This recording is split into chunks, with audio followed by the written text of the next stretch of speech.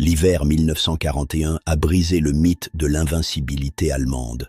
Mais pour Hitler, 1942 doit être l'année de la décision. Le front s'est stabilisé, mais l'objectif a changé. Hitler tourne ses yeux vers le sud. Son objectif, les ressources vitales du Caucase, le pétrole de Bakou et une ville symbole sur la Volga, Stalingrad. L'opération Fall Blau commence en juin 1942. À travers les steppes infinies, la Wehrmacht semble retrouver son élan de l'été précédent, balayant les défenses soviétiques. Les troupes allemandes atteignent les contreforts du Caucase.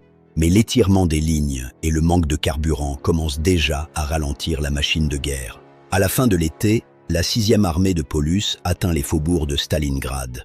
Ce qui devait être une capture rapide se transforme en un enfer urbain. La bataille devient la Rattenkrieg, la guerre des rats. Chaque maison, chaque étage, chaque cave est disputée au prix de milliers de vies. Les ruines deviennent un tombeau. Mais pendant que les Allemands s'épuisent dans les décombres, Staline prépare sa réponse. Le 19 novembre, l'opération Uranus est lancée. En 4 jours, l'incroyable se produit. La 6e armée, l'élite de la Wehrmacht, est totalement encerclée. 250 000 hommes sont pris au piège. L'hiver russe revient, plus cruel encore. Sans ravitaillement sous les bombes et le froid, la poche de Stalingrad devient un charnier à ciel ouvert. Début 1943, les restes de la 6e armée capitulent. L'invasion a échoué. Pour l'Allemagne, le chemin du retour commence ici, dans les ruines de Stalingrad.